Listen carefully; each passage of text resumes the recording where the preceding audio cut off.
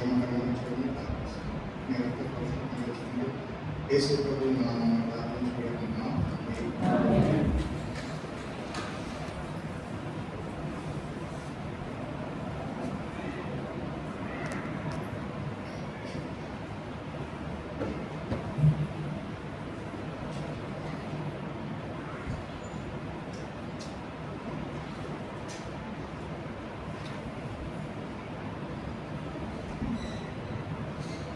బైబిల్లో 7వ రకమైన మరణం గురించి మనం మాట్లాడుతున్నాం. ప్రకటన గ్రంథం 1వ అధ్యాయం, ప్రకటన 1వ అధ్యాయం 19వ వచనం 20వ వచనం రెండు కలపబడిన వాటిని మనం ఇద్దరం కలిసి చదువుకుంటాం. ప్రకటన గ్రంథము 1వ అధ్యాయం 19వ వచనం 20వ వచనం రెండు కలపబడిన వాటిని మనం అందరం కలిసి చదువుకుంటాం. కాగా చూసిన వాటిని వాటిని వెంట కలగబో వాటిని అనగా నా కొడు చేతులని చూచిన 7 నక్షత్రాలను వచ్చిన మర్మమును 7 సువర్ణ దీపస్తంభములు సంగములు రాయము 7 నక్షత్రములు 7 సంగములకు దూతలు 7 దీపస్తంభములు 7 సంగములు. ప్రభు ఈ వాక్యాన్ని చదివినటువంటి ప్రయత్న భాగాలను ప్రభు మనందరి కోసం జీవించి ఆస్వాదించిన 7వ రకమైన మర్మానికి ఒక పేరు పెట్టుకున్నాం. మనం అంతకుముందు ఏం పేరు పెట్టుకున్నాము? అది 6వది.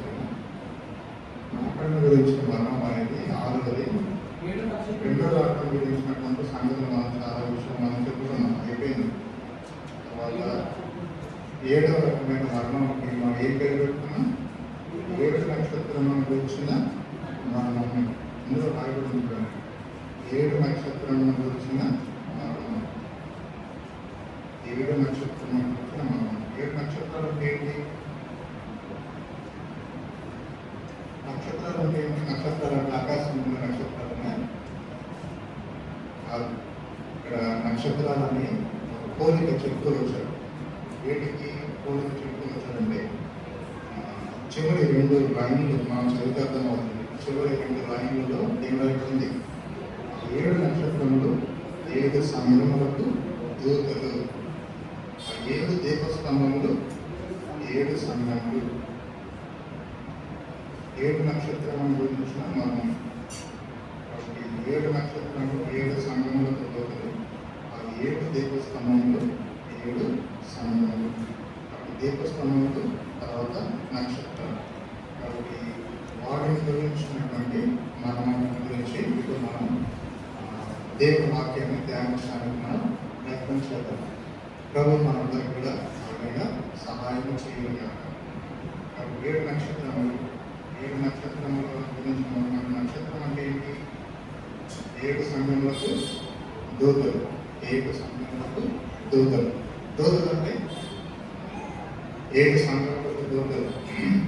దూతలు అంటే చెప్తారు. ఉదాహరణకి 2వ అధ్యాయం 1వ వచనం.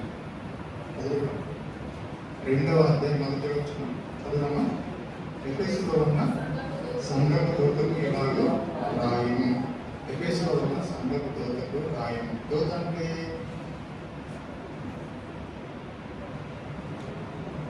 దూత అంటే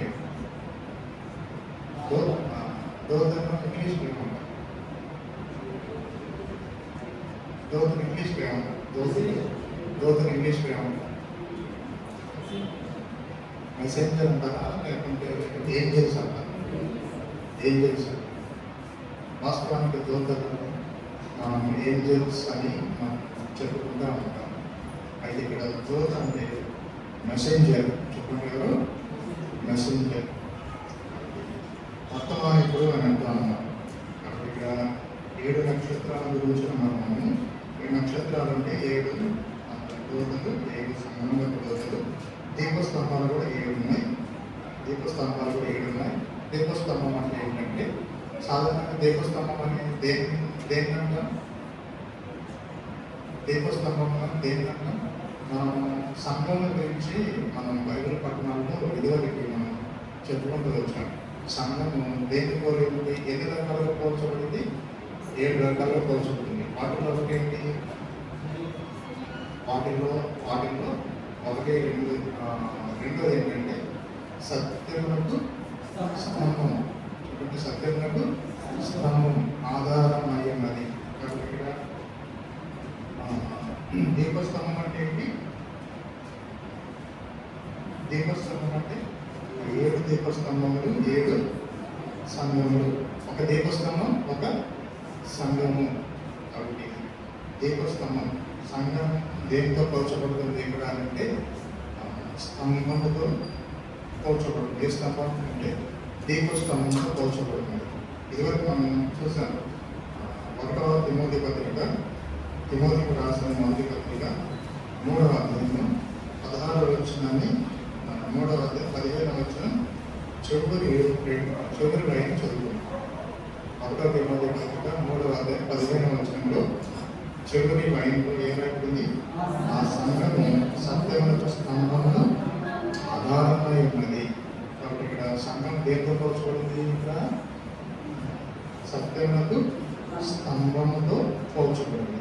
అలాగే ఇక్కడ ప్రకటన గ్రంథంలో ప్రభు చెప్తున్నటువంటి మాటలు కనుక మనం గమనించినట్లయితే ఇక్కడ దీపస్తంభములకు వాడబడుతూ వచ్చిన పేరు దీపస్తంభం. ఎన్ని దీపస్తంభాలు అంటే 7 దీపస్తంభములు.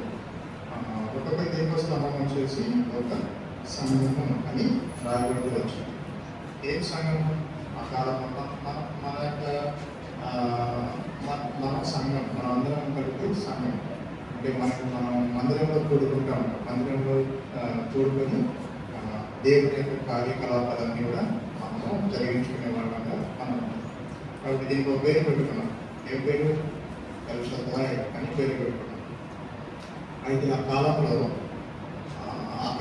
అంటే ఆరంభ దినాలలో సంఘం ఆరంభ దినాలలో అపోస్తలులు ఉన్న కాలంలో సంఘంలో ఊర్ల పేర్లను బట్టి చెప్పబడ్డాయి. ఊర్ల పేర్లను బట్టి చెప్పబడుతూ వచ్చాయి. ఊర్లు అని నేను చెప్తూ వచ్చాను. అయితే దానికంటే పట్టణము అంటే ఇంకా చాలా బాగుంటుంది. ఉదాహరణకు కుత్బుల్లాపూర్ అనే పట్టణంలో కొంతమంది 10 మంది 50 మంది 100 మంది రక్షించబడి ఉన్నారనుకోండి. వాళ్ళందరూ ఏం సంఘం అంటే ఏం సంఘం? కుత్బుల్లాపూర్ సంఘం. అలాగనే ఇక్కడ 7 సంఘాలను చెరబడుతూ వచ్చాయి. 7 సంఘాలను చెరబడుతూ వచ్చినప్పుడు ఒక సంఘం పేరు వాటిని మనం సీనియర్స్కి మనం చదువుకోవాలి అనుకుంటే 1వ అధ్యాయం 10వ వచనం 11వ వచనంలో రాయబడ్డాయి. 1వ అధ్యాయం 10వ వచనం 11వ వచనంలో ఏం రాయబడుతూ వచ్చాయి? ప్రబోధనములు ఆత్మవశమై ఉండగా ఘోరత్వానికి గొప్ప స్వరము నీవు చూస్తున్నది పుస్తకంలో రాసి 1 నంబరింగ్ ఇచ్చుకుంటే చెప్పుకున్నాం. 1 ఎఫెసు 2 3వది పెర్గము 4వది తుయతైరా 5వది సార్దేస్ 6వది ఫిలదెల్ఫియా 7వది లవోదికియా. కాబట్టి 7 రకాలైన సంఘాలు ఈ పేర్లు రాయబడవచ్చు. వాస్తవానికి ఇవన్నీ ఏంటంటే పట్టణాల పేర్లు. వాస్తవానికి ఈ పేర్లు ఏం పేర్లు అంటే పట్టణాల పేర్లు, సిటీస్ అన్నమాట. పట్టణం అంటే వాస్తవానికి టౌన్ అంటే పట్టణం, సిటీస్ అంటే నగరం అని మనం చెప్పుకోవచ్చు. వాస్తవానికి పట్టణాల పేరు. ఎఫెసు అనేది ఒక పట్టణము, స్మోర్ణ అనేది ఒక పట్టణం, పెర్గము అనేది ఒక పట్టణం, తుయతైరా అనేది ఒక పట్టణం, సార్దీస్ అనేది ఒక పట్టణం, తర్వాత చివరిది లవోదికియా, తర్వాత చివరిది లవోదికియా అనే ఈ పేర్లన్నీ కూడా పట్టణాల పేర్లు. అయితే ఈ పట్టణాలన్నీ ఎక్కడుంటాయి అంటే ప్రపంచంలో ఒక దేశం ఉంది. ఆ దేశం ఏంటంటే ఎక్కువ భాగమేమో ఆసియా ఖండంలో ఉంటుంది, కొంచెం భాగమేమో ఉత్తర భాగమేమో యూరోప్ ఖండంలో ఉంటుంది అన్నమాట. మన దేశం ఏ ఖండంలో ఉంది? ఆసియా ఖండంలో ఉంది. కానీ ఒక ఉచితమైన దేశం. ఆ దేశము ఆసియా ఖండంలో ఉంటుంది. అంటే ఇలాగ మూడు ఉంటుంది కనుక ఇలా ఇలా పెట్టే ఉంటుంది. అలాగే తూర్పు భాగం అంతా కూడా, ఎక్కువ భాగం తూర్పు భాగం అంతా కూడా ఆసియా ఖండంలో ఉంటుంది. తర్వాత ఉత్తర భాగం పశ్చిమ భాగం తూర్పు భాగమేమో ఆసియా ఖండంలో ఉంటుంది. పడమర భాగమేమో కొంతేమో యూరోప్ ఖండంలో ఉంటుంది అన్నమాట. యూరోప్ ఖండంలో ఉంటుంది. ఆ దేశం పేరంటే టర్కీ దేశం. ఏ దేశము? టర్కీ దేశం. కాబట్టి 7 రకాలైన పట్టణాలు ఏ దేశంలో ఉన్నాయంటే టర్కీ దేశంలో ఉన్నాయన్నమాట. కాబట్టి అపోస్తలులు ఆ కాలంలో వారు ఉన్నప్పుడు ఈ పట్టణాలన్నింటిలో కూడా చాలామంది ప్రభువుని అంగీకరించిన వారుగా ఉన్నారు. ఉదాహరణకి ఎఫెసు అనేటువంటి ఒక పట్టణం ఉందనుకోండి. ఎఫెసులో దేవుని యొక్క దాసుడు ఏం చేశారంటే సువార్త చెప్పారు. అసలు ఎఫెసు పట్టణం అంటే అది చాలా భయంకరమైన విగ్రహారాధనతో కూడిన పట్టణం. డయానా అని పేరు ఉన్నారు ఎప్పుడైనా? డయానా డయానా పేరు ఉన్నారా? ఎవరు డయానా అంటే? ఎవరు? ఏ దేశం గురించి? ప్రిన్స్ అని చెప్పారు. బాగా ఉంది. ఏ దేశం ప్రిన్స్? ప్రిన్సెస్ అని రాణి. ఏ దేశం రాణి? చెప్పరు మీరు. ఒక మార్పుని పెట్టి ఒకటే మీరు చేస్తారు. డయానా అనే ఆమె వాస్తవానికి ఇంగ్లాండ్ దేశపు ఒకప్పుడు ఆమె రాణి అన్నమాట, డయానా. అయితే వాస్తవానికి డయానా అంటే తెలుగులో ఏంటంటే అర్తెమీదేవి. ఏంటిది? అర్తెమీదేవి. కాబట్టి అర్తెమీదేవికి పెద్ద పుణ్యక్షేత్రం ఉంటుంది, ఒక పెద్ద టెంపుల్ ఉంటుంది అన్నమాట. అక్కడ అర్తెమీదేవిని పూజించేటువంటి విగ్రహారాధికులు చాలా మంది ఉంటారు. డయానా తెలుగులో ఏమంటారంటే అర్తెమీదేవి అంటారు. ఎఫెసు పట్టణంలో ఉన్నటువంటి స్పెషాలిటీ ఏంటంటే అది ఎఫెసు పట్టణము అర్తెమీదేవిని పూజించేటువంటి ఒక భయంకరమైన విగ్రహారాధనతో కూడిన పట్టణం. అలాంటి విగ్రహారాధనతో కూడినటువంటి పట్టణంలో ఉన్నటువంటి వాళ్ళు మత సంబంధమైనటువంటి ఆచారాలు, అలవాట్లు, మూఢనమ్మకాలలో కూరుకునేటువంటి వాళ్ళు వాళ్ళ జీవితాలు మార్చబడ్డామంటే అది మామూలు విషయం కాదు. కానీ దేవునికి సమస్తం సాధ్యం. కాబట్టి దేవుని యొక్క సువార్త అనేది దేవుని శక్తి అని రాయబడుతూ వచ్చింది. సువార్తకి ఇంకో పేరు ఏం పేరంటే దేవుని శక్తి అని రాయబడుతూ వచ్చింది. కాబట్టి దేవుని వాక్యం విన్న కొంతమంది మనుషులు ఏం చేశారంటే నిజంగా యేసు ప్రభువాన్ని నమ్ముకున్నారు.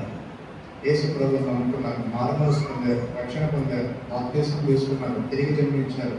మాకు యేసు ప్రభు కావాలి, మా విగ్రహాలతో మా ప్రభు, మా రక్షకుడు యేసు ప్రభు మాకు కూడా కావాలి, మాకు నరకం వద్దు, మాకు తగ్గడం కావాలి అని చెప్పేసి వాళ్ళు కూడా నిజం తెలుసుకొని, సత్యం తెలుసుకొని ఏం చేశారంటే యేసు ప్రభు వైపు తిరిగారు. అసలు ఆ పట్టణం అంటేనే విగ్రహారాధనకు పెట్టింది పేరు అన్నమాట. ఎందుకంటే అర్తెమీదేవి, చాలా మంది చూసినటువంటి దేవత పేరు ఏంటంటే అర్తెమీదేవి. ఏ పట్టణంలో? ఎఫెసు పట్టణంలో. కాబట్టి అలాంటి పట్టణంలో ఉన్నటువంటి చాలా మంది మనుషులు ఏం చేశారంటే ప్రభు నమ్మకాన్ని రక్షించబడిన వాళ్ళు నుండి వారు బాప్తిస్మం కూడా తీసుకున్నారు. వాళ్ళు ప్రభు కొరకు వారు సాక్షులుగా నిలబడ్డారు. కాబట్టి వాళ్ళందరికీ ఏం పేరు అంటే సంఘం. కాబట్టి ఆ సంఘానికి ఏం పేరు పెట్టాలి? ఏం పేరు పెట్టాలి? ఆ పట్టణానికి ఏ పేరు అయితే ఉందో అదే పేరు. అందుకని చెప్పేసి ఆ సంఘానికి ఏం పేరు? ఎఫెసు సంఘం. ఎఫెసు సంఘం. అలాగే ఇక్కడ 7 రకాలైన సంఘాల పేర్లు చెప్పబడుతూ వచ్చాయి. ఒక సంఘం పేరు ఎఫెసు, రెండో సంఘం పేరు స్మరణ, మూడో సంఘం పేరు పెర్గము, నాలుగో సంఘం పేరు ఫిలదెల్ఫియా, ఐదో సంఘం పేరు సార్దీస్, ఆరో సంఘం పేరు ఫిలదెల్ఫియా, ఏడో సంఘం పేరు లవోదికయ. అయితే 7 రకాల సంఘాలు, 7 రకాల పట్టణాలు ఏ దేశంలో ఉన్నాయని చెప్పేసి మనం చెప్పుకున్నాం. టర్కీ దేశంలో ఉన్నాయని చెప్పేసి మనం చెప్పుకున్నాం. కాబట్టి అవన్నీ ఎలా ఉంటాయంటే రౌండ్గా ఉంటాయన్నమాట. ఇక్కడ ఎఫెసు పట్టణం, ఇక్కడ స్మరణ అక్కడేమో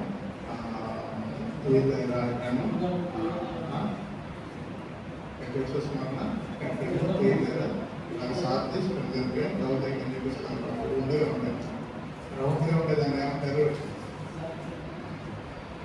రౌండ్గా ఉండేదాన్ని ఏమంటారు ఒకటే మాట్లాడుతున్నాను రౌండ్గా ఉండేదాన్ని ఏమంటారు అంటే సర్కిల్ అంటారు చెప్పండి ఏమంటారు సున్నా రౌండ్గా ఉండేదాన్ని ఏమంటారు సర్కిల్ అంటారు సర్కిల్ అంటే తెలుగు అర్థం ఏంటి వృత్తము అని అంటారు మరి పూర్తిగా అది రౌండ్గా ఉందనుకుంటారు దాన్ని ఏమంటారంటే సంపూర్ణత అని అంటారు చెప్పండి ఏమంటారు సంపూర్ణత అంటారు బైబిల్ 7 అంటే సంపూర్ణమైన అంకె అంకెనా సంఖ్య కాదు అంకె 0 నుంచి 9 వరకు అంకెలు అంటారు 10, 11 నుంచి 10 నుంచి వాటిని ఏమంటారంటే సంఖ్యలు అంటారు ఏదో చిన్నప్పుడు మా టీచర్ చెప్పారు అందుకని చెప్తాను కాబట్టి 0 నుంచి 9 వరకు ఉండే వాటిని అంకెలు అంటారు 10 నుండి ఎంత వేసుకో వాటిని ఏమంటారంటే సంఖ్యలు అంటారు అంకెలు వేరు సంఖ్యలు అయితే అవతరగా సెలవు చెప్తాను కాబట్టి వృత్తం అంటే సంపూర్ణత వృత్తి అనమాట కాబట్టి సంపూర్ణతకు ఏ నంబర్ వాడతారు 7 వాడతారు చెప్పండి ఏం వాడతారు 7 వాడతారు మన నెంబర్ ఎంత మన నెంబర్ ఎంత 6 అంటే మానవుని యొక్క అంకె అంకెన సంఖ్యన వచ్చారు మానవుని యొక్క అంకె ఎంత అంటే 6 అన్నమాట మరి దేవుని యొక్క అంకె 7 సంపూర్ణత అన్నమాట ఆయన సర్వసత్యం ఆయన కృపాసత్యం సంపూర్ణుడు 7 కాబట్టి ఆయన పరిపూర్ణమైనటువంటి దేవుడు కాబట్టి మనము అసంపూర్ణులు మన లోటుపాట్లు బలహీనతలు పాపములు అపరాధములు ఎన్నో ఉంటాయి అందుకని చెప్పేసి మనమంతా కూడా ఇన్కంప్లీటెడ్ లైఫ్ కలిగినటువంటి వారం అందుకని చెప్పేసి ప్రభు మనం ఏం చేశారంటే తనదైనటువంటి సంపూర్ణతను తీసుకొని రావడానికి ఆయన ఈ లోకానికి మనకులాగానే శరీరధారి లోకానికి వచ్చాడు లోకానికి వచ్చి చూడడానికి మామూలుగా కనపడ్డాడు మనిషిగా కనపడ్డాడు కానీ ఆయన రూపానికి మనిషే కానీ ఆయన దేవుడు ఆయన ఎవరైనా రూపానికి చూడడానికి ఒక టైంలో మనిషిని పోలేక పుట్టాడు దాసును సులభం ధరించుకున్నాడు విజిబుల్గా చూడడానికి ఆయన కూడా ఎలా ఉన్నాడంటే మనిషిలాగా ఉన్నాడు కానీ ఆయన దేవుడు శరీరాన్ని ధరించుకొని వచ్చాడు ఆయన పుట్టుక అద్భుతం ఆయన చెప్పిన మాటలు అద్భుతం ఆయన చేసిన ప్రసంగాలు అద్భుతం ఆయన చేసిన కార్యాలు సూచక్రియలు అన్నీ కూడా అద్భుతం ప్రపంచం అంతకుముందు ఎవరు కూడా చేయలేనటువంటి కార్యాలు ప్రపంచం అంతకుముందు ఎవరు కూడా మాట్లాడినటువంటి మాటలు ఆయన మాట్లాడాడు సంపూర్ణమైన మనుషుడిగా సంపూర్ణమైన దేవుడిగా ఆయన రుజువు చేయబడుతూ వచ్చాడు కాబట్టి యేసుప్రభు వారు మనము తనదైనటువంటి నంబర్లను తీసుకుని వెళ్ళడానికి మనకులాగా మన నెంబర్ మనం తీసుకున్నాడు మన నెంబర్ ఎంత 6 కాబట్టి తీసుకుని ఏం చేశాడంటే మన కోసం ఆయన సిలువలో వేలాడాడు ఎన్ని గంటలు వేలాడాడు వేలాడంటే మార్చి వార్త 15:25 చదువుకున్నా మార్చి వార్త 15:25 ఏం భయపడింది మార్చి వార్త 15:25 ఆయన సిలువ వేసినప్పుడు పగలు 9 గంటలు ఆయన చాలా అయిపోయింది ఆ వాక్యం మేము చదివేసరికి ఇంకా చదవడం అయిపోయింది మనోడైతే తీస్తానే ఉన్నాం కాబట్టి అయిపోయింది ఆయన సిలువ వేసినప్పుడు పగలంతా టైము 9 అయింది పగలు 9 అయింది ఇప్పుడు అదే అధ్యాయంలో 35వ వచనం చదువుకున్నాం 35వ వచనం 34వ వచనం చదువుతారా 3 గంటలకు యేసు ఏలోయి లామా సబక్తాని తర్వాత నెక్స్ట్ 37వ వచనం చదువుకున్నాం అంతటి యేసు గొప్ప కేక వేసి ప్రాణం విడిచాను ఆచారం కాబట్టి గొప్ప కేక వేసి ప్రాణం విడిచాను అంటే ఏ టైంలో 3 గంటలకు ఏ మూడు మధ్యాహ్నం 3 యేసు ప్రభు సిలువ వేయబడింది ఎప్పుడు మేకతో కొట్టేసి సిలువను పైకి లేపేసి గొంతులో ఒక మొక్కను నాటుతారు చూసారా, అలా నాటేశారు కదా. టైం ఎంత అయింది? 9 అయింది. ఆయన సిలువను అలాగే యాక్ట్ అయిపోతూ ఆయన బాధ భరిస్తూ శ్రమ భరిస్తూ ఆయన మధ్యాహ్నం 3 గంటలకి ప్రాణం అర్పించాడు. అంటే ఎన్ని గంటలు నీకోసం నా కోసం ఆయన వేదన పడ్డాడు? 6 hours. చెప్పండి, ఎన్ని గంటలు? 6 hours. కాబట్టి తనదైనటువంటి రూపంలోనికి తనదైనటువంటి నంబర్ను మనకి ఇవ్వడానికి యేసు ప్రభువారు మనకు ఈ లోకానికి వచ్చి 6 hours మన కొరకు ఆయన నరకపు వేదన, నరకం ఎంత వేదన అయితే ఉంటుందో అంత వేదన యేసు ప్రభువారు మన కొరకు అనుభవించాడు. మనలో ఎవరైనా చిన్న మాట అంటే చాలు అసలు మనం తట్టుకోలేము. తర్వాత మన శరీరానికి ఏదైనా చిన్న దెబ్బ కనుక తగిలిందనుకోండి, ఎవరైనా తగిలించారనుకోండి అట్లా మనం తట్టుకోలేము. ఎందుకంటే మన శరీరంలో ఉన్నాం కాబట్టి ఈగోని సాటిస్ఫై చేసుకోవాలన్నా ఏం చేస్తామంటే ఎట్లయినా సరే దెబ్బ తీయాలి అన్నట్టు మనం ప్రయత్నం చేస్తాం. సహించలేము మనం కదా, సహించలేము. తిప్పికి తిడతాం, దెబ్బ తీయాలని చెప్పేసి ట్రై చేస్తూ ఉంటాం అన్నమాట. అయితే అది యేసు ప్రభువారు ఇలాంటి బాధలు, ఇలాంటి వేదనలు అన్నీ కూడా సహిస్తూ వచ్చాడు. కాబట్టి మానవుని కొరకు యేసు ప్రభువారు సహించిన ఆ సహింపు ఎన్ని గంటలు సహించాడు? 6 గంటలు సహించాడు. కాబట్టి ఆయన అనుకోవడానికి మానవ దేహం ఆకారంలో ఉన్నాడు. ఆయన తన కొరకు 6 గంటలు శ్రమ పట్టి చివరికి మన కోసం ప్రాణం పెట్టాడు. అయితే బైబిల్ చూసారా, బైబిల్ ఆదికాండం 1వ అధ్యాయంలో యేసు ప్రభువారు ఎన్ని రోజుల్లో సృష్టిని చేశాడు? 6 దినాలు చేశాడు కదా. ఎన్ని రోజులు చేశాడు? 6 రోజులు చేశాడు. 7వ రోజులు చేశాడు, విశ్రమించాడు. అయితే యేసు ప్రభువారు చేసినటువంటి ఈ యొక్క సృష్టిలో ఆయన చేసిన ప్రతిదీ కూడా ఎలా ఉందంటే మంచిగా ఉంది. చెప్పండి, ఎలా ఉంది? నేను చెప్పిన యేసు ప్రభువారు ఆయన చేసిన సృష్టి అంతా కూడా ఎలా ఉందంటే మంచిగా ఉందన్నమాట. అస్తమయమున ఉదయము కలగగా ఒక దినం ఆయన, రెండో రోజు అస్తమయమున ఉదయం కలగగా ఇంకో దినం ఆయన, అది 2వ రోజు. అలాగా అదే అధ్యాయంలో ఇప్పుడు 4వ వచనం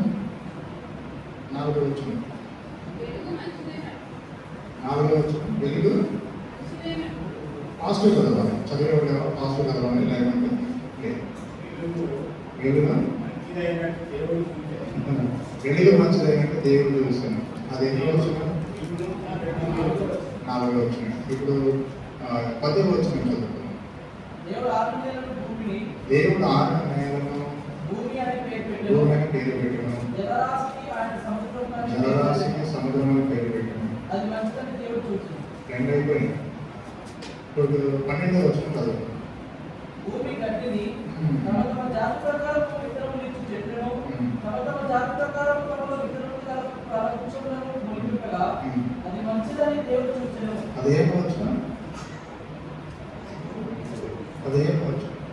భూమి మీద వెలిగించుటకు అది ఆకాశ విశాలమైన జ్యోతిర్మయుడు దుడ్డు దాకని పలికెను, ఆ ప్రకారం ఆయను. భూమి మీద వెలిగించుటకు పగటిని రాత్రిని ఏర్పడును, వెలుగును చీకటిని వేరుపరచుటకును దేవుడు ఆకాశ విశాలమందు వాటిని ఉంచెను, అది మంచిదని దేవుడు చూచెను.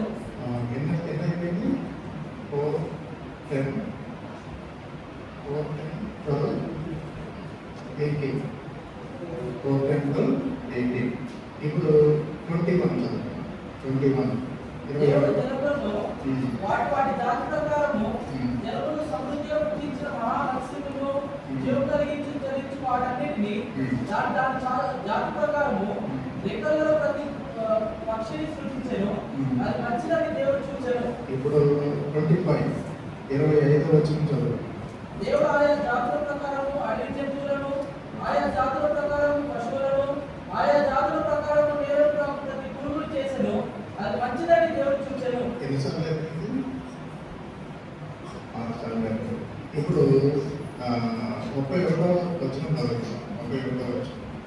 దేవుడు తాను చేసినది యావత్తును చూసినప్పుడు అది చాలా మంచిగా ఉండెను. చాలా గ్రేట్.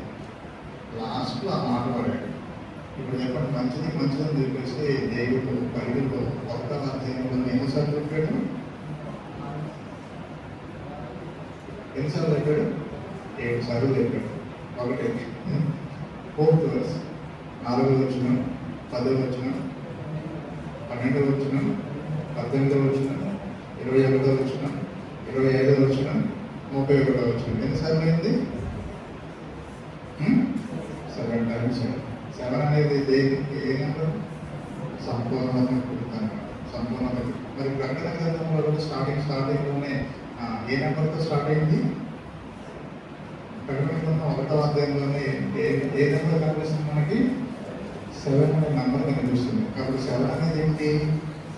సంపూర్ణత దొరుకుతుంది. కాబట్టి ఇప్పుడు మాట్లాడుతున్నామా? ఇప్పుడు ఏంటంటే ఇప్పుడు సంఘాలు, ఏం సంఘాలు? 7 సంఘాలు. 7 సంఘాలు. మొదటి సంఘం పేరు ఎఫెసు, చివరి సంఘం పేరు లవోదికయ. కాబట్టి ఇవన్నీ ఏ దేశంలో ఉన్నాయి? టర్కీ దేశంలో ఉన్నాయి. ఇవన్నీ వరుసగా ఉన్నాయా? వరుసగా వాళ్ళు ఎక్కడ బాగా ఉంది అన్నమాట. ఇక్కడ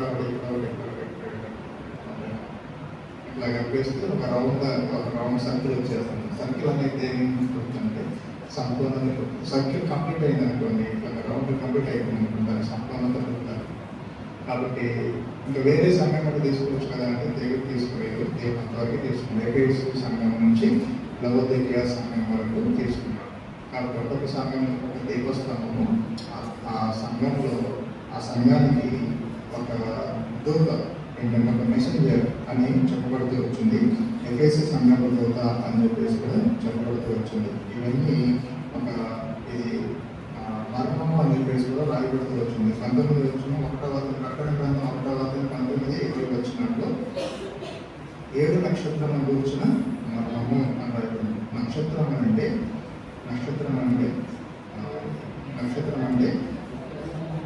7 సంఘములకు దూతలు, మెసెంజర్ అన్నమాట. ఇప్పుడు సంఘాల గురించి ఎందుకు మాట్లాడుకుంటున్నామంటే 7 సంఘాలు రాయబడుతూ వచ్చాయి. కాబట్టి ఈ సంఘాలన్నీ కూడా సంఘ యుగంలో గుర్తుపెట్టుకోండి.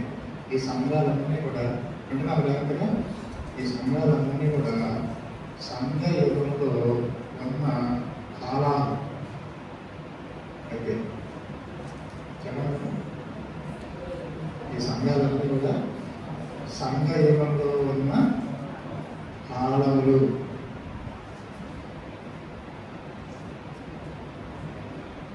ఇప్పుడు దాకా ఏదో చెప్పాను, ఇప్పుడు కొత్త చెప్పాను. ఇప్పుడు ఏం చెప్పాను? ఈ సంఘాలన్నీ కూడా ఏంటి? సంఘ యుగంలో ఉన్న కాలములు. యుగంలో అని చెప్పాను. యుగంలో అంటే ఏజెస్ అన్నారు.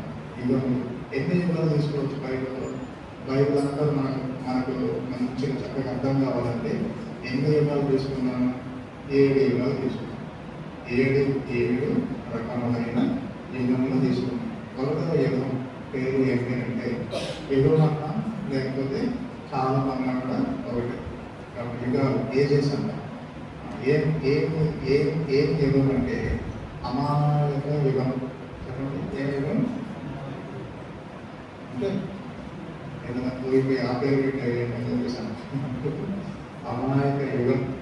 అమాయక యుగం అంటే ఆదాము అవ్వలు పాపం చేయక ముందు ఉన్న కాలాన్ని ఏమంటారంటే, ఆ ఏజ్ ఏమంటారంటే ద ఏజ్ ఆఫ్ ఇన్నోసెన్స్ అని అంటారు. ఇన్నోసెన్స్ అంటే అమాయకం అని తెలియదు అన్నమాట. అమాయకం అంటే ఎడ్డోళ్ళని కాదు. అమాయకం అంటే ఎడ్డు రకమనే కాదు. అమాయకం అంటే మనం అలాగే అనుకుంటాం, అట్లాగే అనుకోవాలి.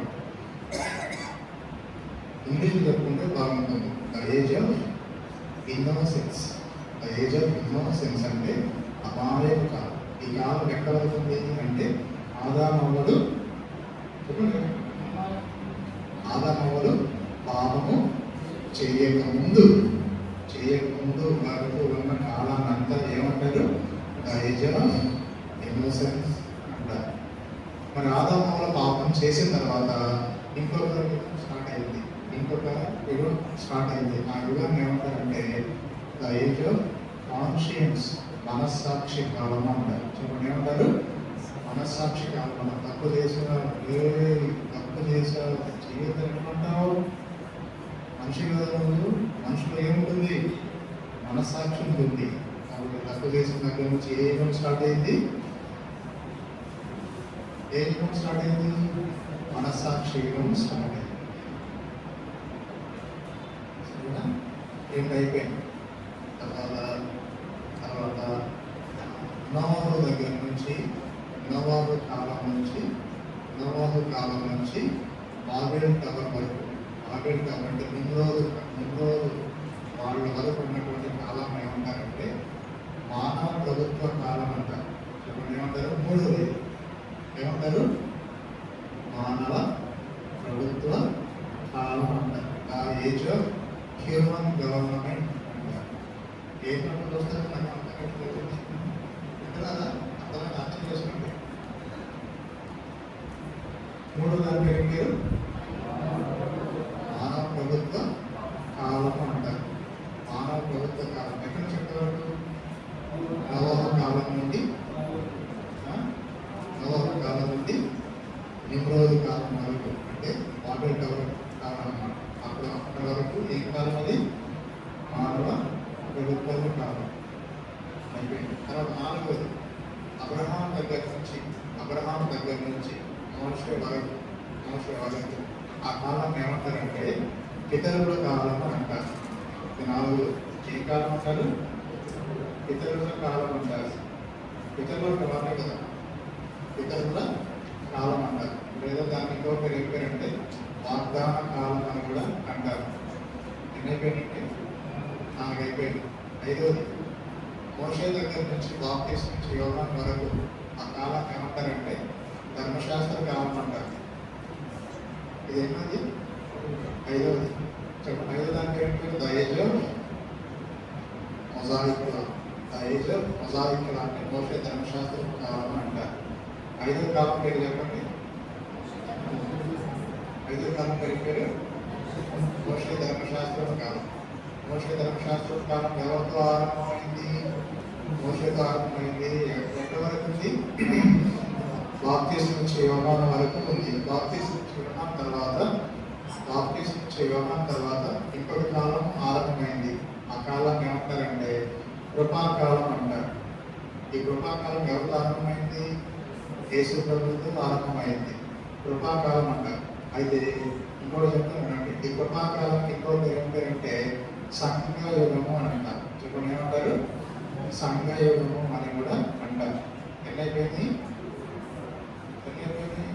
6 అయిపోయింది. అయిపోయిన తర్వాత సంఘయుగం అయిపోయిన తర్వాత ప్రభు వస్తాడు. రెండో రాజ్యంలో ఎత్తపడతాం. 7 సంవత్సరాలు అయిపోయిన తర్వాత ఇంకో కాలం స్టార్ట్ అయింది. ఆ కాలం పేరు ఏం పేరంటే 1000 ఏళ్ల పరిపాలన. చెప్పండి ఏం పరిపాలన? 1000 ఏళ్ల పరిపాలన. ఎన్ని అయిపోయింది? మొత్తం 7 అయిపోయింది. ఇప్పుడు ఏంటంటే ఒకటవ ఫస్ట్ ఏజ్ పీరియడ్ అయిపోయింది. Age of innocence. Second age period age of conscience. మూడో ఏజ్ పీరియడ్ చెప్పండి. Third age period age of human government. తర్వాత నాలుగో కాలం పేరు చెప్పండి. ఏజ్ ఆఫ్ ప్రామిస్, వాగ్దాన కాలం. ఐదో కాలం పేరు age of law. Age of LAW లా. ఏలా? ఎవరిలా? మోషే ధర్మశాస్త్రం మొజాయిక్ లా అంటారు. అయితే అయిపోయింది. నాలుగోది age of the church. Age of the church or the age of Greece. సంఘయుగం అనొచ్చు లేదా కృపకాలం అని కూడా అనవచ్చు. ఏడో కాలం పేరు ఏజ్ ఆఫ్ మిలీనియం అంటారు. ఏళ్ళ పరిపాలన ఏమంటారు? మిలీనియం అంటారు. ఏజ్ ఆఫ్ మిలీనియం అంటారు. అంతే. 7 సార్లు. ఇదే బైబిల్ అయిపోయింది. ఇదే బైబిల్ అయిపోయింది. కాలం పడి చూస్తే ఇదే బైబిల్. బైబిల్ ఫస్ట్లో ఉన్నటువంటి కాలం పేరు బైబిల్ ఫస్ట్లో ఉన్న కాలం పేరు అమాయక కాలం. చివరిలో ఉన్న కాలం పేరు వేయం పరిపాలన. వేయం పరిపాలన అయిపోయిన తర్వాత ఇంకా గాడిలో పోతే ఏమొస్తుంది?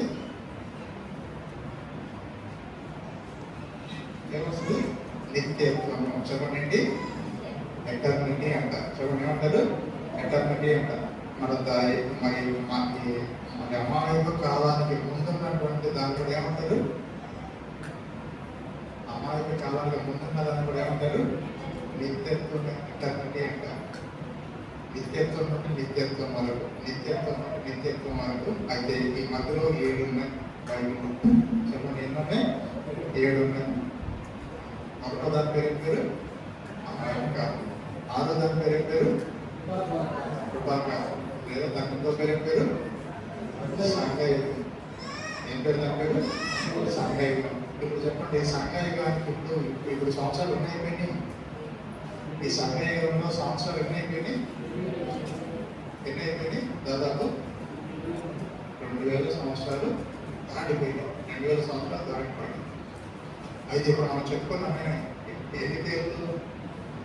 7 పేర్లు చెప్పుకున్నాం. ఒకటో దాని పేరు మొదటో సంఘం పేరు చివరి సంఘం పేరు నవోదయ సంఘం.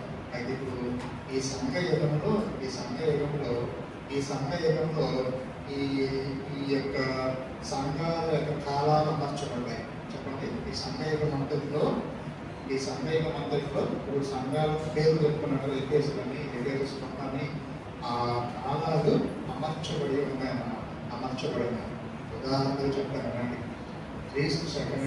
క్రీస్తు పూర్వం మొదలుపెట్టాక క్రీస్తు శకం 30వ సంవత్సరం నుంచి క్రీస్తు శకం 100 వరకు ఉన్న కాలాన్ని ఏమంటారంటే ఎఫెసు సంగమ కాలం అంటారు. చెప్పండి, ఏమంటారు? ఎఫెసు చెప్పండి, అర్థం కట్టినా క్రీస్తు శకం 30వ సంవత్సరం నుంచి క్రీస్తు శకం 100వ సంవత్సరం వరకు ఉన్న ఈ కాలాన్ని ఏమంటారు? ఎఫెసు సంగమ కాలము అని అంటారు.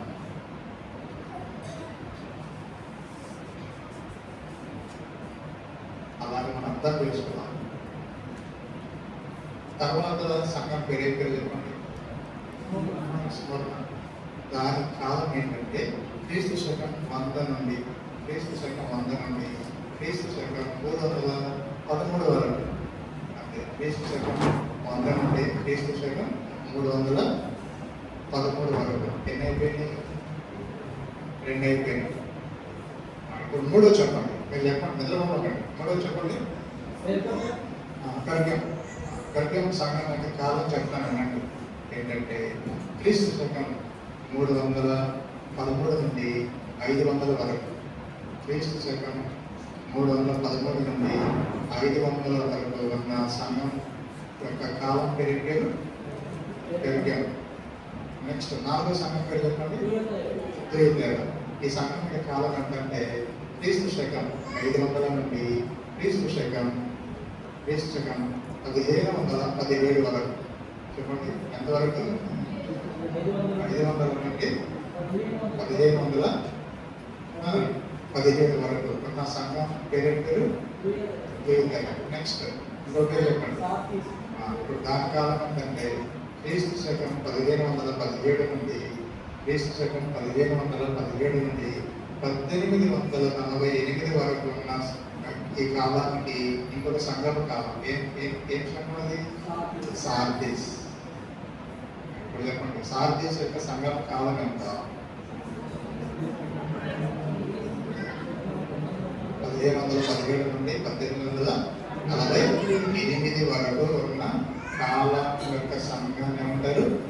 సార్దీస్ అంటారు. నెక్స్ట్ చెప్పండి, పేరు చెప్పండి. ఫిలదెల్ఫియా అంటే ఇప్పుడు 1848 నుండి 1945 వరకు. చెప్పండి, 1848 నుండి 1945 వరకు ఈ సంఘానికి ఏం పేరు? ఫిలదెల్ఫియా.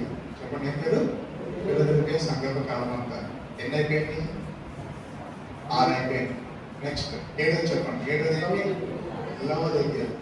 లవోదికయ సంఘం కాలం ఏంటంటే 1945 నుండి చెప్పండి 1945 నుండి యేసు ప్రభు రెండో రాకడ వరకు. అర్థమైందండి? 1945 నుండి యేసు ప్రభు వారి రెండవ రాకడ వరకు అంటే సంఘం ఎత్తబడిన వరకు కూడా ఉన్నటువంటి కాలం ఏమంటారంటే లవోదికీయ కాలం అంటారు. చెప్పండి, ఏమంటారు? లవోదికీయ సంగమ కాలం అంటారు. ఇప్పుడు ప్రశ్న ఏమంటారు? ఇప్పుడు మనం ఉన్నాం చూసారా, ఇప్పుడు మనం ఏ సంగమ కాలంలో ఉన్నాం చెప్పండి. మనం ఏ సంగమ కాలంలో ఉన్నాం? లవోదికీయ సంగమ కాలంలో ఉన్నాం. అయితే వాస్తవానికి లవోదికీయ సంగమ కాలంలో ఉన్నటువంటి ప్రపంచమంతట్లో ఉన్నటువంటి విశ్వాసాలు ఎలా ఉంటాయి?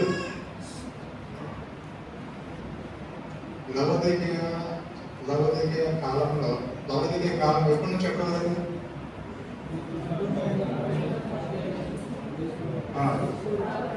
లేదా సంఘం ఎత్తబడేంత వరకు అని చెప్తున్నా పర్వాలేదు. అప్పటి వరకు ఉండేటువంటి విశ్వాసులందరూ ఎలా ఉంటారు? ఎలా ఉంటారు? ఎలా ఉంటారు? నిలువెచ్చగా ఉంటారు. చూడండి, ఎలా ఉంటారు? ఎవరైనా నిలువెచ్చగా ఉంటారు అన్నమాట.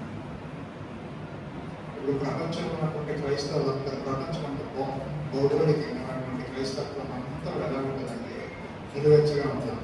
ఇప్పుడు ప్రపంచంలో ఉన్నటువంటి క్రైస్తత్వం అంతా కూడా ఇప్పుడు ఏ సంగమ కాలంలో ఉంది? లవోదికీయ సంగమ కాలంలో ఉంది. ఈ లవోదికీయ సంగమ కాలం అనేది ఎక్కడ నుండి స్టార్ట్ అయింది?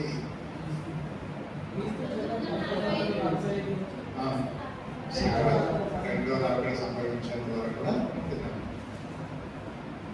అది ఇప్పుడు 7 సంఘాలు, ఇప్పుడు ఇవన్నీ 7 సంఘాల కాలాలు అన్నమాట.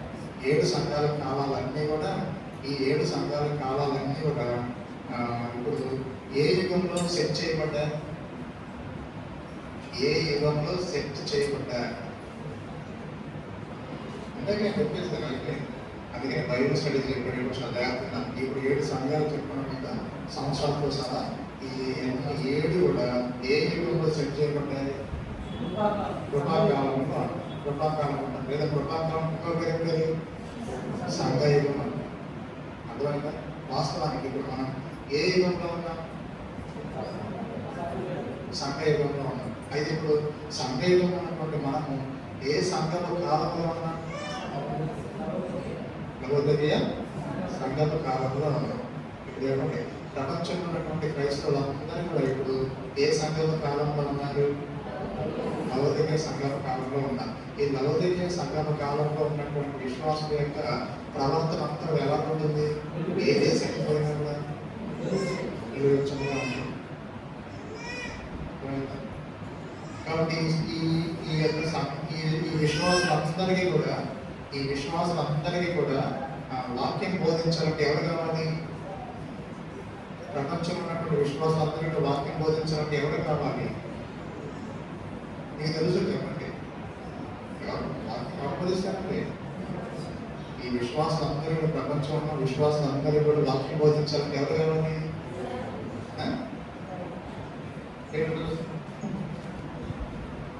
విశ్వాసం కదా. స్కూల్లో స్టూడెంట్స్కి టీచింగ్ ఏం చేస్తారు? ఇలాంటి ఏదో చెప్తారా? ప్రపంచంలో విశ్వాసులందరూ కూడా వాక్యం బోధించాలంటే ఎవరు బోధిస్తారు? ముందు ఏం చావచ్చు? సేవకులు బోధిస్తారు. ఇప్పుడు సేవకులందరినీ కలిపి ఒక్కడే సేవకుడు అన్నట్టుగా మాట్లాడుతున్నారు. చెప్పండి, ఈ సేవకుడు ఏమంటారంటే మెసేంజర్ అంటారు. చెప్పండి, ఏమంటారు? మెసేంజర్ అంటారు. తెలుగులో ఏమంటారు? దూత అంటారు. దూత అంటే ఇప్పుడు చెప్పండి, దూత అంటే ఎవరెవరు వస్తారు? ప్రపంచం సేవకులందరూ వస్తారు. అలాగే చెప్పేసి లవోదికీయలో ఉన్న సంఘ దూత విభాగం మారి అంటున్నాడు.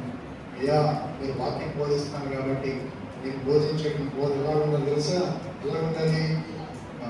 ప్రకటన గ్రంథము 2వ అధ్యాయం 14వ వచనంలో ప్రకటన గ్రంథం 3వ అధ్యాయం 14వ వచనంలో లవోదికీయలో ఉన్న సంఘపు దూతలు ఇలాగూ రాయను. లవోదికీయలో ఉన్న సంఘపు దూత అంటే ఆ కాలంలో ఆ కాలంలో లవోదికయ పట్టణమా అని మనం అర్థం చేసుకోవచ్చు. అది ఇప్పుడు లవోదికయ అనేది ఏంటంటే మనం ఏమైనా అర్థం చేసుకోవాలి. లవోదికయ అనేది ఏంటంటే సంగమ కాలం. చెప్పండి ఏం పేరు? సంగమ కాలం. ఈ సంగమ కాలం అనేది ఏ యుగంలో సెట్ చేయబడింది? అది కింద అడుగుతున్నాను. చెప్పండి. సంఘ యుగంలో సెట్ చేయబడింది. ఈ లవోదికయ సంగమ కాలం అనేది ఎన్నోది? లవోదికయ సంఘం కాలం అనేది ఎన్నోది? సంఘ యుగంలో అమర్చబడినటువంటి సంగమ కాలం లవోదికయ అనేది ఎన్నోది? ఏడవది.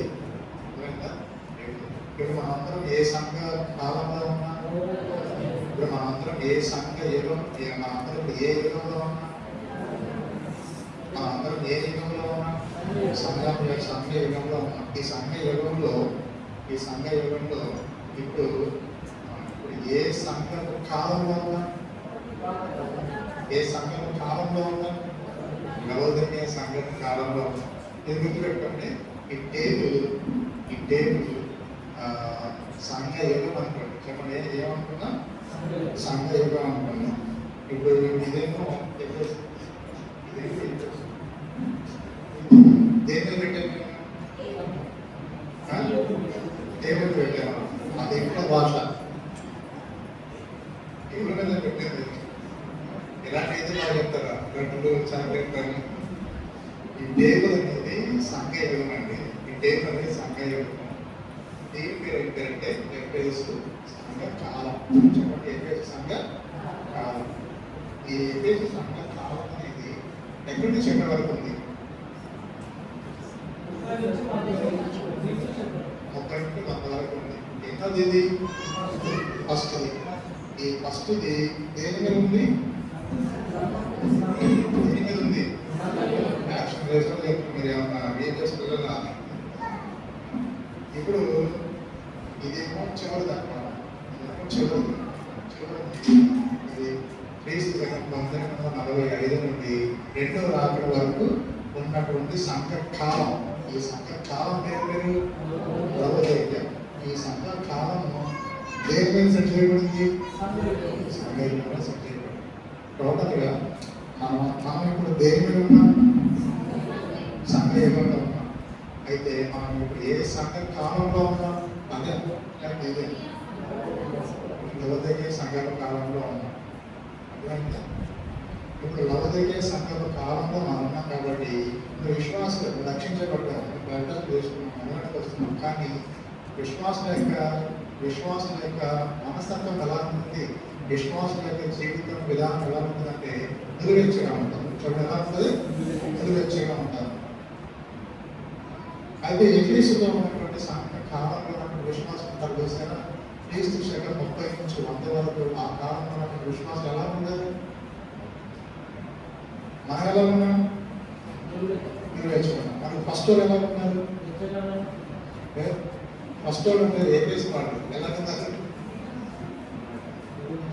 ఎలాగుందంటే మనము 2వ అధ్యాయం 1వ వచనం నుంచి 7వ వచనం వరకు చదవాలి. ప్రకటన గ్రంథం 2వ అధ్యాయం.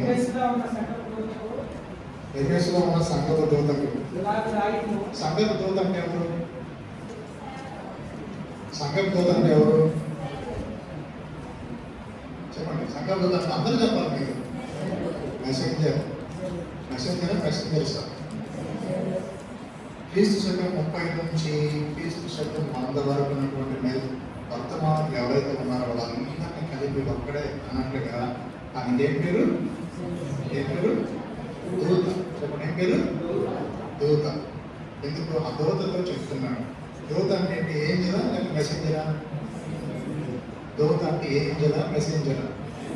మెసెంజర్. వాస్తవానికి మనం దూతలు అంటే ఏమన్నా మెసెంజర్ తెలుసా? ఏం తెలుసా? ఏం తెలుసు. కానీ ఇక్కడ దూత అంటే మెసెంజరా ఏంజలా? మెసెంజర్. కానీ పేరు మాత్రం మెసెంజర్. కానీ వరల్డ్ వైడ్గా ఉన్న వాళ్ళందరూ ఏమంటారు? మెసెంజర్స్. అందరిని కలిపి ఒక్కడైనట్టుగా మెసెంజర్ దూత అంటున్నాడు. అర్థమైందా? ద్వితీయ దేశకాండంలో తీవ్రండి.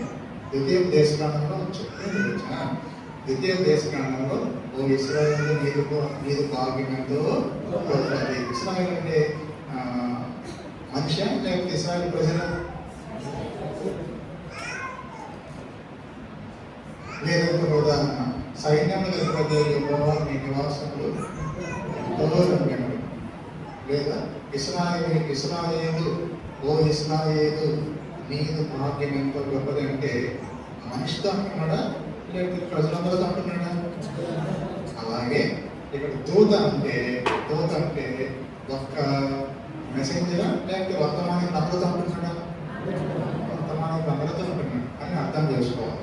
ఇప్పుడు చెప్పండి, యోహాను ప్రకటన గ్రంథం 2వ అధ్యాయం 1వ వచనం నుంచి 7వ వచనం వరకు మొదటి దానిలో ఏం రాకూడదంటే ఎఫెసులో ఉన్న సంఘపు దూతకు ఇలా రాయను. ఇప్పుడు చూడండి, ప్రతి సంఘంలో దూత ఉన్నట్టుగా మనం చూస్తున్నాం. తర్వాత ప్రతి సంఘంలో కూడా యేసు ప్రభువు ఏమై ఉన్నాడో అనేది కూడా రాయబడుతుంది. ఎఫెసులో చూస్తున్నట్టు కావచ్చు, బెత్లెహేం కావచ్చు, పేదలు కావచ్చు, సార్దీస్ కావచ్చు, ఫిలదెల్ఫియా కావచ్చు, లవోదికయ కావచ్చు, ప్రతి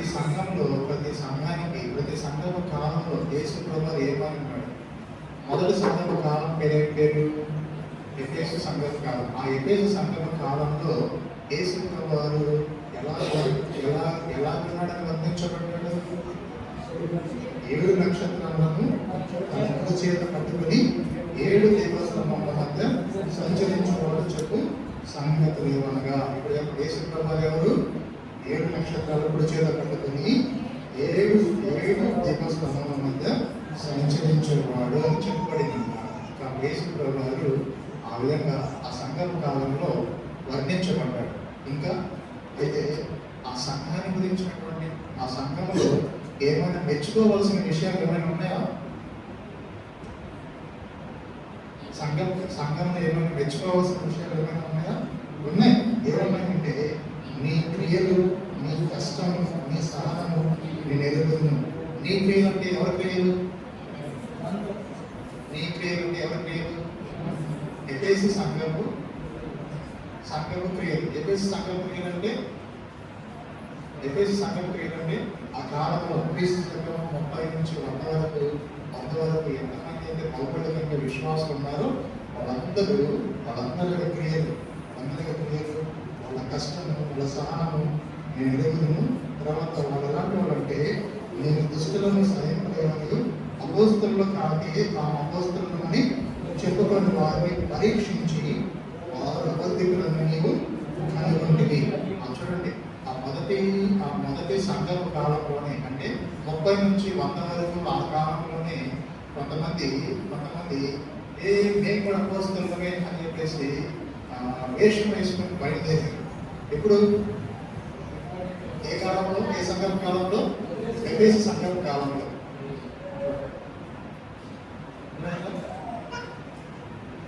అలాగా ప్రపంచంలో సువార్త ప్రకటించబడుతూ వస్తున్నట్టు కొంతమంది ఏం చేశారంటే మేము కూడా అపోస్తలులమే అని చెప్పేసి విశ్వాసుల చేత నమ్మబలికించడానికి వాళ్ళు కూడా ఏం చేశారంటే వేషం వేసుకుని బయలుదేరారు. అసలు విశ్వాసం మామూలుగా ఎవరంటే అసలు వీళ్ళు నిజమైన అపోస్తలులా లేకపోతే రియలా ఫేకా అని చెప్పేసి చాలా జాగ్రత్తగా కనుక్కున్నారు. అలాంటి సంఘం ఏ సంఘం? ఆ దాని పేరు ఎఫెసు సంఘం. అంటే ఎఫెసు సంఘంలో ఉన్న విశ్వాసులు ఎంత జాగ్రత్తగా ఉన్నారో చూడండి. తర్వాత ఏం చేశారంటే 3వ వచనంలో నీవు సహనము కలిగి నా నామము నిమిత్తము భారము వహించి నేను ఎరుగుతున్నాను. అంటే ఇంత చక్కగా మెచ్చుకుంటున్నాడు చూడండి. సంఘం కాలంలో ఉన్న విశ్వాసులందరినీ ప్రభు ఏమి మెచ్చుకుంటున్నాడు? నీవు సహనం కలిగి నా నామము నిమిత్తము భారము వహించి అలాగే లేదని నేను ఎరుగుతున్నాను. కాబట్టి ఆ కాలంలో ఉన్నటువంటి విశ్వాసులతో చాలా సహనం ఉంటుంది. సహనం నుండి ఏం చేశారంటే భారం భరించారు. చెప్పండి, ఏం భరించారు? భారం భరించారు. నేటి దినాల్లో మనకి ఏమన్నా భారం ఉందా? నేటి దినాల్లో విశ్వాసం అన్నప్పుడు చెప్పినప్పుడు మనకేమన్నా భారం ఉందా? దేవుని మందిరం పట్ల, దేవుని సేవ పట్ల ఏమైనా భారం ఉందా? మాట చూసుకుంటారు, నాకెందుకు వచ్చిన వాళ్ళని చెప్పేసి మనం లైట్గా తీసుకొని ఒక పక్కనేమో భక్తిని మెయింటైన్ చేసినట్టు చూస్తాం, ఇంకో పక్కనేమో నాకెందుకు వచ్చిన వాళ్ళు చూసుకుంటారు, నాకేం పడుతుంది నాకేంటి అని ఏం చేస్తుంటారు, తృణీకారంగా అన్నట్టుగా మాట్లాడకపోయినా కానీ ప్రయత్నించే వాళ్ళగా ఉంటారు. దాన్ని ఏమంటారంటే అటు వెచ్చగా లేవు ఇటు చల్లగా లేవు అన్నట్టుగా ఉంటారు అన్నమాట. ఏ కాలం అది లవోదికీయ కాలం. అందుకని చెప్పేసి ఈ కాలంలో ఇప్పుడు ఈ ఆల్రెడీ ఎన్ని ఈ కాలంలో ఉన్న సంగతులన్నీ చెప్పబడ్డాయి కాబట్టి ఈ సంగతులన్నీ మనం తీసుకొని మనం అప్లై చేసుకోవచ్చు. చెప్పండి, ఏం చేసుకోవచ్చు? అప్లై చేసుకోవచ్చు. ఆ కాలంలో ఏపీఎస్ సంఘం కాలంలో విశ్వాసం ఏ విధంగా ఉన్నారు, మరి ఈ కాలంలో లవోదికీయ సంఘం కాలంలో ఉన్నటువంటి నేను కూడా వాళ్ళలాగా నేను అలా జీవించవచ్చా అంటే జీవించవచ్చు, మంచిగా ఉంటుంది అలాగే. కాబట్టి వాళ్ళ జీవితంలో ఏదైతే ప్రభు మెచ్చుకున్నాడో ఆ మెచ్చుకున్నటువంటి లక్షణాలు మనం కూడా తీసుకొని మనం కూడా వాటిని అవలంబించవచ్చు. అలాంటప్పుడు మీకేమైనా బాధ ఉందా? ఆ కాలంలో వాళ్ళు ఏం చేశారు అంటే సహనం కలిగి జీవించారు, భారం కలిగి జీవించారు, అలయకుండా జీవించారు, అలసిపోకుండా జీవించారు. ఎప్పుడు చూసినా నగరానికి వస్తున్నాము, ఒకవేళ మానేస్తే బాగుంటుంది అట్లా తీసుకునేది వాళ్ళు. ఎప్పుడు చూసినా బైబిల్ చదువుతాను, వచ్చే కొన్ని రోజులు చదవకుంటే బాగుంటుంది అని ఇలా వేసేవాళ్ళు. కాబట్టి అలయకుండా అలసిపోయిన వాళ్ళు ఏం చేస్తారు? ఏం చేస్తారు? పని చేస్తూ అలసిపోయినటువంటి పని ఏం చేస్తారు? ఆపేస్తారు. కానీ క్రైస్తవ జీవితం అనేది ఆపేది కాదు. కాబట్టి నువ్వు ఆపేయమంటే నువ్వు అలసిపోయినావు అర్థం అన్నమాట. కాబట్టి నీ జీవితంలో కొన్ని సందర్భంలో అలసట వచ్చినప్పుడు, అలసట అంటే భౌతికమైన శరీరాన్ని కాదు, ఆత్మీయ జీవితానికి సంబంధించినటువంటి విషయం. కాబట్టి మన జీవితంలో ఆత్మీయ జీవితంలో అలసిపోయినట్లు ఎవరు కూడా ప్రవర్తించు. సంఘాన్ని దేవుడు పెట్టారు, నువ్వు యేసుప్రభు మారమలుచుకుంది, బ్యాప్టిజం చేసుకున్నావు, కానీ నువ్వు ఎలా ఉన్నావంటే అలసిపోయినట్లుగానే ఏం చేసావంటే అన్ని పనులు చేసి యాక్టింగ్ చేస్తున్నావు. చాలా మంది అలాగనే ఉంటారు సంఘంలో. అలాగనే ఉండి ఏం చేస్తుంటారంటే మేము కూడా బాగానే ఉన్నామంటే, మేము కూడా నాణ్యంగానే ఉన్నాము, మేము కూడా బాగానే ఉన్నామని చెప్పేసి చాలా మంది పోతూ ఉంటారు అనమాట. అలా చేయకూడదు, దాన్ని వేషధారణ అంటారు. అలసిపోయినామంటే నీలో ఉన్నటువంటి ఆత్మీయమైన లక్షణాలన్నీ కూడా అట్లాగా ఆగిపోతాయి అన్నమాట. పైగా నీకు కష్టం వస్తే మన దేవుడు అంటారు. ఏసైనా సహాయం చేయాలి చెప్పేసి గోలు పెడతామన్నమాట. మన సంఘానికి కూడా లెటర్ రాసి పంపిస్తాం. లెటర్ అంటే ఏంటంటే ఒక చిన్న ప్రేయర్ రిక్వెస్ట్ ఇస్తాం, ప్రార్థన మనం ఇస్తాం. ఇది నాకు బాగాలేదు, మా ఇంట్లో పరిస్థితి బాగాలేదు, నా కోసం ప్రార్థన చేయండి. ఒకవేళ సంఘంగా ప్రార్థన చేయకపోయింది అనుకోండి, ఇక తుమ్ము లేస్తాం సంఘాన్ని కదా. ప్రాబ్లం ఎవరు?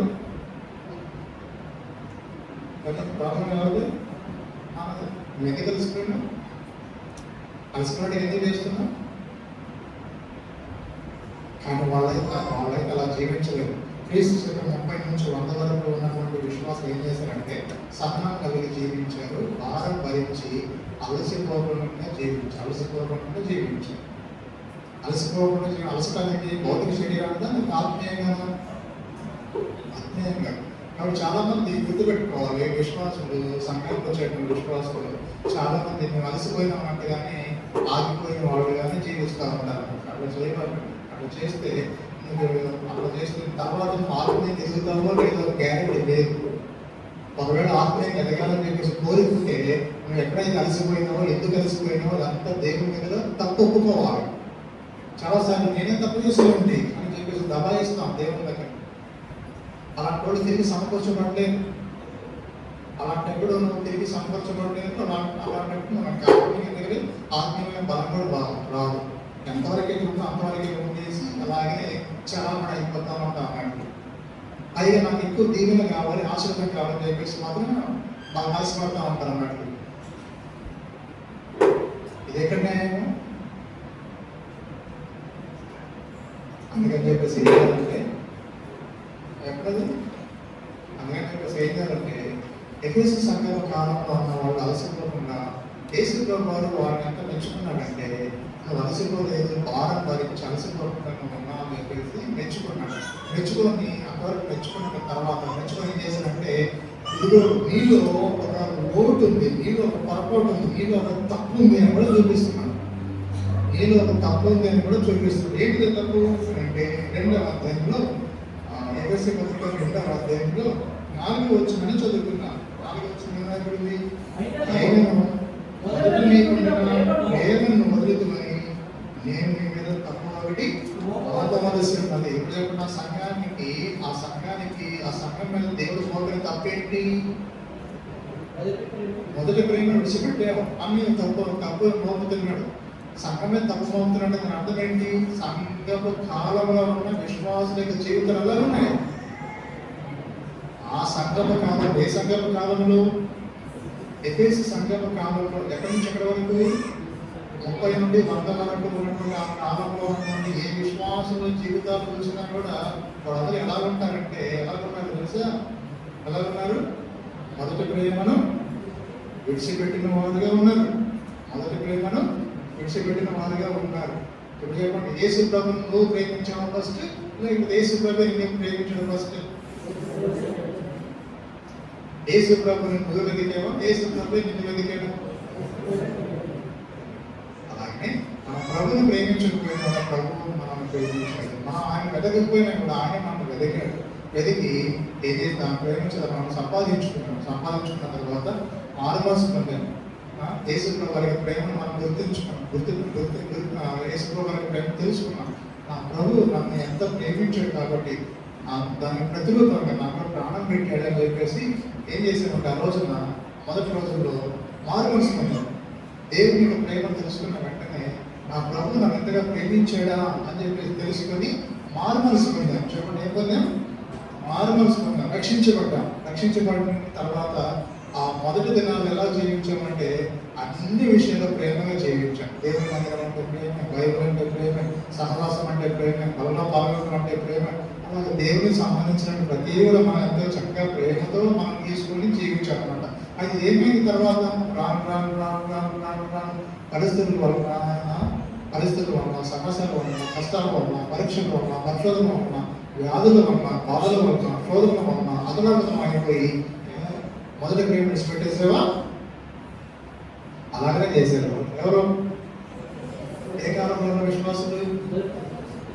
ఎఫెసీ సంఘం కాలంలో ఉన్న విశ్వాసులు. అది మోపాడు. అదిగో వీళ్ళు తప్పు ఉందని చెప్పాడు అన్నమాట. సో ఇప్పుడు ఆ కాలంలో ఉన్నటువంటి విశ్వాసం యొక్క జీవితంలో ఉన్నటువంటి ఆ లక్షణాన్ని ఇప్పుడు మనం కూడా తీసుకోవచ్చా? చెప్పండి, మనం కూడా తీసుకోవచ్చా? తీసుకోవచ్చు. మరి మనం కూడా దేవుని ప్రేమ ఎంత గొప్పదో మనం తెలుసుకున్న తర్వాత మరి అదే ప్రేమలో ఏంటి మనం జీవిస్తున్నామా, లేకపోతే మొదట ఉన్నటువంటి ప్రేమ మనం విడిచిపెట్టేసి మనం జీవిస్తున్నామా?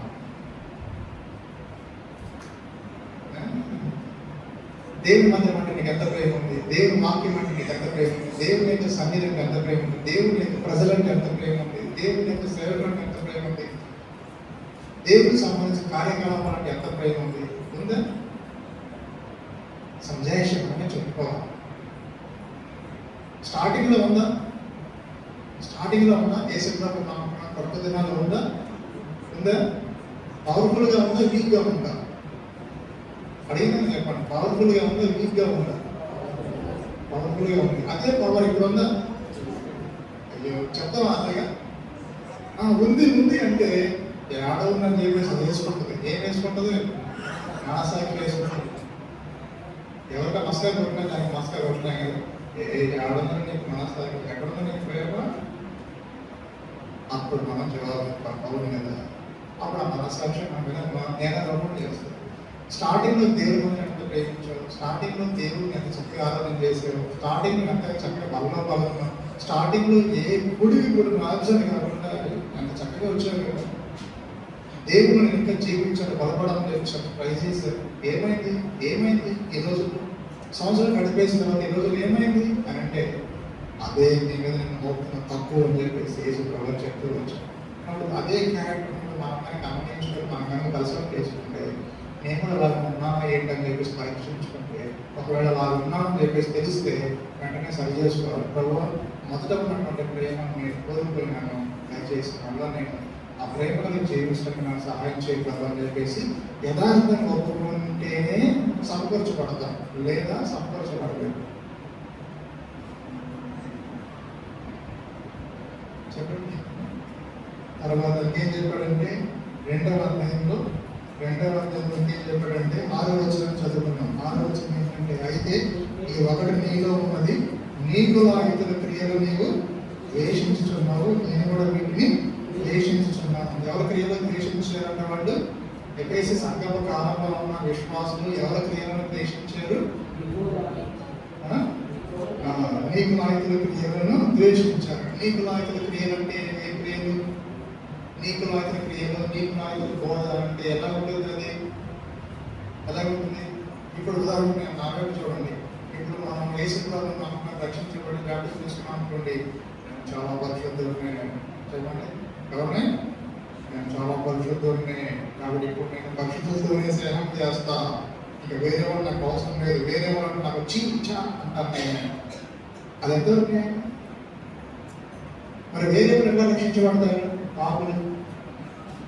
నువ్వు రక్షించబడ్డావు, నువ్వు పరిశుద్ధులు ఇంకా మారేవు, కేసులో కడగబడ్డావు, పరిశుద్ధపరచబడ్డావు. అది ఇప్పుడు నువ్వేమనుకుంటున్నావు అంటే, నేను పరిశుద్ధులతోనే స్నేహం చేస్తాను, వాళ్ళతోనే మాట్లాడతాను, వాళ్ళతోనే నా స్నేహం, వేరే వాళ్ళు నాకు వచ్చి కొన్ని దూరం దూరం నుండి ఇదన్నమాట. అలాంటప్పుడు వేరే పాపులు ఎలా రక్షించబడతారు? ఆ కాలంలో ఉన్నటువంటి విశ్వాసులు పరిశుద్ధులతోనే సహవాసం చేస్తాం, వేరే వాళ్ళ నుంచి నాకు గౌరక్షణ చేశారు. చెప్పండి, ఏం చేశారు? అట్లా మనం చేయొచ్చు. నువ్వు పరిశుద్ధపరచబడి, పాపాలు క్షమించబడి, బ్యాప్టిజం చేసుకున్నావు, నువ్వు పరిశుద్ధులతో స్నేహం చేయి. మనం స్నేహం చేసి పరిశుద్ధులతోనే మనం ఎవరి గురించి కూడా పట్టించుకోవాలి. చెప్పండి, ఎవరి గురించి కూడా పట్టించుకోవాలి? రక్షణ లేని వాళ్ళ గురించి కూడా పట్టించుకోవాలి. రక్షణ లేని వాళ్ళు రకరకాల పాపాల్లో ఉంటారు. వాళ్ళు మా పాపంలో వచ్చి నేను నీతో అసలు మాట్లాడాను, అసలు నీకు నీకు నాకు అంతరార్థం అంటే వాళ్ళ స్వార్థంగా వెళ్తుంది. వాళ్ళు అలాగే దేవుడు తెలుసుకుంటారు. కానీ ఆ కాలంలో వాళ్ళని అదే చేశారు. విపరీత బుద్ధి అంటారు. చెప్పండి, ఏమంటారు? విపరీత బుద్ధి అంటారు.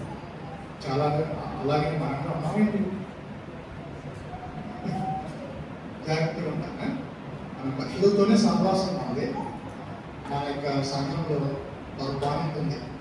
వీరు అపోస్తుల బోధనను, సహవాసంలోను, గొట్టెగడుచులోను, ప్రార్థన చేయడం ఎడతెక్క ఉన్నారు. రెండో పాయింట్ ఏంటి? సహవాసం. ఎవరితో సహవాసం? ప్రభు బిడ్డలతో సహవాసం. చెప్పండి, ఎవరితో సహవాసం? ప్రభు బిడ్డలతో సహవాసం. ప్రభు బిడ్డలతో సహవాసం చేయాలి. ప్రభు బిడ్డలతో సహవాసం చేస్తూ లోకస్తులతో సహవాసం చేయకూడదని కాదు. లోకస్తులతో సహవాసం వదిలే, కానీ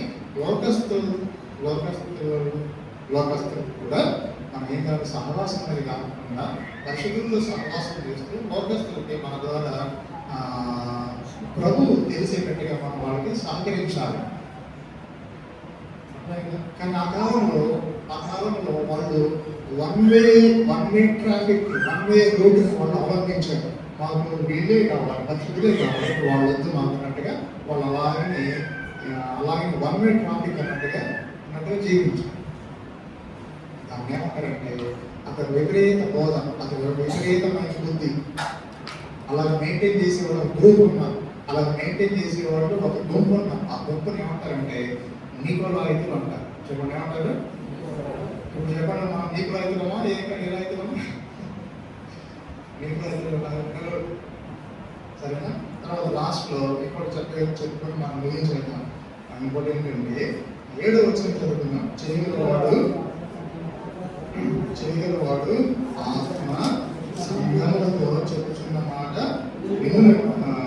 వినుగాక, జయించు వానికి దేవుని పరదేశంలో ఉన్న జీవ వృక్ష ఫలములు పూజింపనిత్తును. చెప్పండి, జయించే వాళ్ళంట ఏం పూజిస్తారంట? జీవ వృక్ష ఫలములు పూజిస్తారంట. ఇప్పుడు మనం ఏం చేయాలి?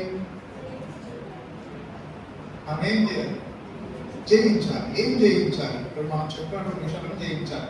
ఒకరోజు ఏం జయించాలంటే ఒకవేళ సహనం లేకపోతే సహనం కలిగి జయించాలి. తర్వాత ఒకవేళ కలిసిపోకుండా ఉండాలి. ఒకవేళ భారం లేకుండా ఉంటే భారం కలిగి ఉండాలి. ఇంకోటి ఏంటంటే మొదట ఉన్న ప్రేమ కోల్పోతే ఆ ప్రేమను మళ్ళా కలిగి ఉండాలి. తర్వాత నీకు లోతులో క్రియలు మనలో లేకుండా చూసుకోవాలి. నీకు లోతుల బుద్ధి, విపరీత బుద్ధి మనలో లేకుండా చూసుకోవాలి. వీటన్నిటి విషయం జాగ్రత్త పడతా ఉన్నారనుకుంటే దాన్ని ఏమంటారంటే జయించుట అంటారు. ఏమంటారు? జయించుట అంటారు. ఇప్పుడు చెప్పండి, నువ్వు సంఘంలో జయించే విశ్వాసమా లేకుంటే ఓడిపోయే విశ్వాసమా? మనం మన సంఘంలో జయించే వారంగా ఉండాలా, ఓడిపోయే వారంగా ఉండాలా? ఉంటారా? ఎంతమందికి ఇష్టం జయించే వారంగా ఉండాలని? ఉందామా? ఆవిడ క్యారెక్టర్స్ కనుక మనలో ఉంటే ఏం చేసుకోవాలి? ఒప్పుకొని సరి చేసుకోవాలి, వద్దా? సరి చేసుకోవాలి. అలాగే ఎవరైతే ఇష్టపడి సంతోషంగా నేను సరి చేసుకుంటాను, నా ప్రభుని యేసుక్రీస్తు నాకు తండ్రి, ఆయన నా తండ్రితో ఏ తప్పని నేను నాలో ఉన్న ఏ లోపమైన ఉంటే నేను ఆయనతో చెప్పుకోవడానికి నేను ఏమాత్రం సిగ్గుపడను. ఎందుకంటే ఆయన నా ఫాదర్, ఆయన నా తండ్రి కాబట్టి నా తండ్రితో నేను ఏదైనా చెప్పుకుంటున్నాను, నా తండ్రి అప్పుడు నన్ను సరి చేస్తాడు, నా బాగు చేస్తాడు, నాకు బలమిస్తాడు, ఆయన కోరుకున్న విధానంలో నన్ను జీవింపజేస్తాడనేటువంటి ఆశతో కనుక ప్రభుత్వం చెప్పుకుంటే ప్రభు మనకు అన్ని విధాలుగా సహాయం చేస్తాడు. అర్థమైందా? వారిని ఏమంటారంటే జయించువారు అంటారు. అలా జయించడం కనుక నీకు ఇష్టమైన అనుకోండి, అలా జయించే వారికి దేవుడు ఏమి ఇస్తాడంట? జీవవృక్ష ఫలాలను భుజింపజేస్తాడు. ఎక్కడ? పరదైసులో. పరదైసు ఎక్కడుంది? పరదైసు ఎక్కడుంది? ఎన్నో ఆకాశం. పరదైసు అంటే ఎన్నో ఆకాశం. పరదైసు అంటే ప్యారడైజ్. ప్యారడైజ్ అంటే బిర్యానీ చెప్పారు కదా అక్కడ. వాళ్ళ పరదైసు వాళ్ళు పెట్టుకున్నారు. అదే పరదైసు అంటే ఇంగ్లీష్లో ప్యారడైజ్ అంటారు. పరదైసు అనేది ఎక్కడుందంటే మూడో ఆకాశాన్ని ఏమంటారు? పరదైసు అంటారు. పౌరులు చెప్పలేదా, నేను మూడో ఆకాశాన్ని పెట్టుకుని పరదైసు పెట్టుకుని శరీరంతో పెడుతున్నాం, శరీరం లేక పెడుతున్నాం, నాకు తెలియదు కదా అన్నాడు అని అంటాను. అర్థం ఎక్కడ వెళ్ళాడంటే ఆయన పరదైసుకు వెళ్ళాడు. ఇప్పుడు ప్రభువులను నిద్రించిన వాళ్ళని ఎక్కడికి వెళ్తారు? పరదైసుకు వెళ్తారు. ప్రభువులు లేకుండా నిద్రించిన వాళ్ళని ఎడగపోతారు, చచ్చిపోయిన వాళ్ళని ఎడగపోతారు, పాతాళానికి వెళ్తారు. పరదైసుకు వ్యతిరేకమైన స్థలం ఏది? పాతాళానికి వ్యతిరేకమైన స్థలం ఏది? పరదైసు. పరలోకానికి వ్యతిరేకమైన స్థలం ఏది? నరకానికి వ్యతిరేకమైన స్థలం ఏది? పరలోకం. అర్థమైంది చెప్పండి. అర్థమైంది ఇప్పుడు చెప్పండి. పరదైసు ఏమున్నాయంట? జీవవృక్ష ఫలం ఉంది. ఇప్పుడు చెప్పండి, జీవవృక్ష ఫలాన్ని మనం అనుభవించాలంటే మనం ఆయనలో జయించాలి. జయించాలంటే ఎక్కడ జయించాలి మనం? ఎక్కడ? ఏ జీవితం మనం ఎక్కడ నుండి జయించాలి? జయించడం అంటే సంఘంలో ఉండి జయించాలి. అర్థమైందా? సంఘంలోనే ఉండి జయించాలి. సంఘంలోనే ఉండి జయిస్తే ఇప్పుడు జీవవృక్షం అనుభవించేది ఎక్కడ? పరదైసు. పరదైసుకు వెళ్ళాలంటే మనం ఏం కావాలి? పరదైసుకు వెళ్ళాలంటే ఏం కావాలి? మనం జయించాం మళ్ళీ పరదైసుకు వెళ్ళాలంటే ఏం కావాలి? మనం అది చెప్పరు. జయించడం అయిపోయింది, రోజు జయించే జీవితం కలిగి ఉన్నాము. అది నేను పరదేశకు వెళ్ళాలంటే ఏం కావాలి? మనం అర్థమైందా? పరదేశకు వెళ్ళాలంటే మరణించడం ప్రభు పిలిస్తే అర్థమైందా? అయితే మరణించక ముందే శరీరంలో ఉండగానే సంఘంలో ఉండి ఒక పక్కన జయిస్తూ రెండో ప్రక్కన జీవవృక్ష ఫలాన్ని అనుభవిస్తున్న ఆ సంతృప్తిని నేను కలిగి ఉన్నానంటే ఏం చేయాలి? లెటరల్గా గుర్తుపెట్టుకోండి. లెటరల్గా జీవవృక్ష ఫలాన్ని అనుభవించాలని పరదేశం పడాలని చెప్పి నాకు అర్థమవుతుంది. లేదు మరణించక ముందు కానీ శరీరాన్ని విడిచిపెట్టక ముందు కానీ సంఘంలోనే ఉండి ఒక నిజమైన దేవుని బిడ్డలుగానే ఉండి జీవవృక్ష ఫలాన్ని అనుభవించవచ్చా? అనుభవించవచ్చు. ఎట్లాగా? 3 రెఫరెన్స్ చెప్పేసి మనం గురించేద్దాం. ఒకటి ఏంటంటే సామెతల గ్రంథం 11:30. టైం అయిపోయింది. సామెతల గ్రంథం 11:30 వచ్చిన కొంతమంది ఎట్లా ఉందంటే ఏం చెప్పుకున్నారు అంటే మీకు వచ్చినారా? సామెతల గ్రంథం 11:30 వచ్చినంతసేపు జాగ్రత్త. నాకు భయం వచ్చింది.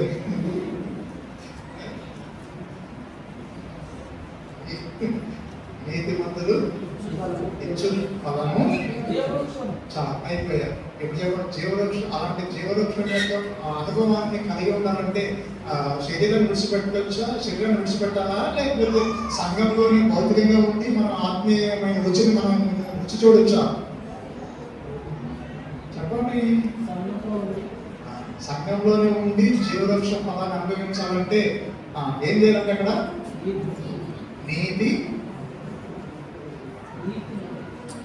ఫలాన్ని ఏంటో గ్రామర్ లేదు, నీతి అని చెప్పేసి మాకు కొన్ని కట్ చేసి నాకు కనబడుతున్నారా? అక్కడ కంటిన్యూ ఆ వాక్యం చదివేసేయండి.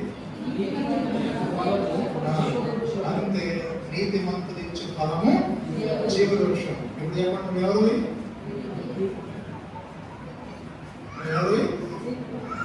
నీతిమంతులు ఆగి, నీతిమంతులు నువ్వు అలాగనే జీవించు. అలాగనే జీవించడాన్ని ఏమంటారంటే దాన్నే ఏమన్నాడు, అదే జీవవృక్షం అని చెప్పాడు. దేవుడు నీకు ఒక విషయం చెప్తాడు, నాకు నీతిమంతులు లేడు అక్కడ లేడని చెప్పాడు. చెప్పండి, ఏం లేదు, నీతిమంతులు లేడు అక్కడ లేడు, అందరూ స్వతప్యంగా పనికి మారారు. కానీ నీతిమంతులు ఉన్నారు. ఎవరు దేన్ని బట్టి ఉన్నారు? ఆయన రక్తం వలన మనం ఏం చేయబడ్డాం? నీతిమంతులుగా తీర్చబడ్డా. తీయబడి నేను చెప్పేస్తున్నా, రోమపత్రిక 5:9 ఆయన రక్తం వలన మనం ఏం చేయబడ్డాం? నీతిగా చేయబడ్డాం. కాబట్టి ఆ నీతి మనకు ఉచితమా లేకపోతే మనం డొనేషన్స్ ఏంటంటే మనం చెప్పండి, ఉచితం. అయితే యేసు ప్రభువు తన నీతిని మనకు ఉచితంగా ఇచ్చాడు కాబట్టి ఆ నీతిని కడదారి కొనసాగించుకోవాలి. చెప్పండి, ఆ నీతిని ఎక్కడదారి కొనసాగించుకోవాలి? కడదారి కొనసాగించుకోవాలి. ఇప్పుడు ఆ కడదారి కొనసాగించుకునే అనుభవాన్ని ఏమంటారు తెలుసా? అదే జీవవృక్షం. చెప్పండి, ఏం పేరు? అదే జీవవృక్షం.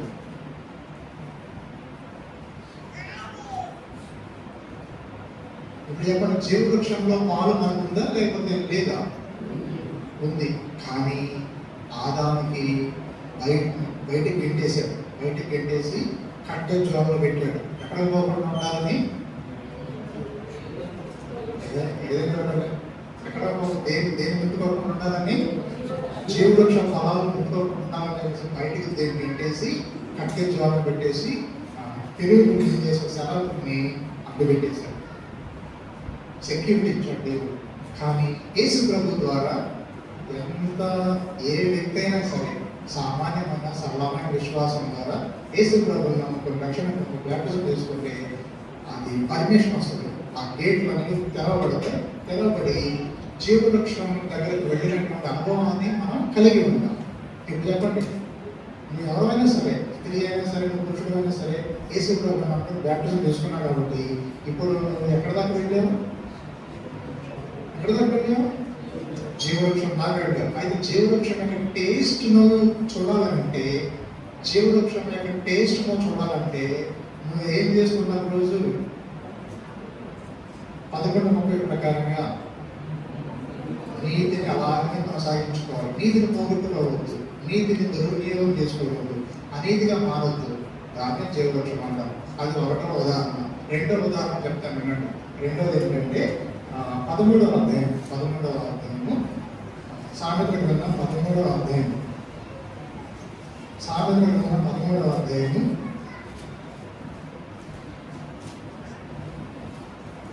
వచనం చదువుకున్నాం.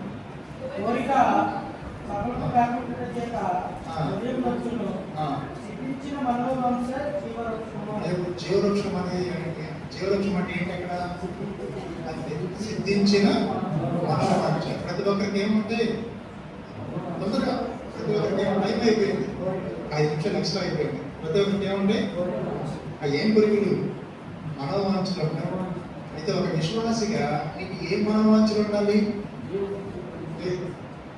ఒక విశ్వాసికి ఎలాంటి కోరికలు ఉండాలి? అవిశ్వాసకి ఏం కోరికలు ఉంటాయి? విశ్వాసకి ఏం కోరికలు ఉంటాయి?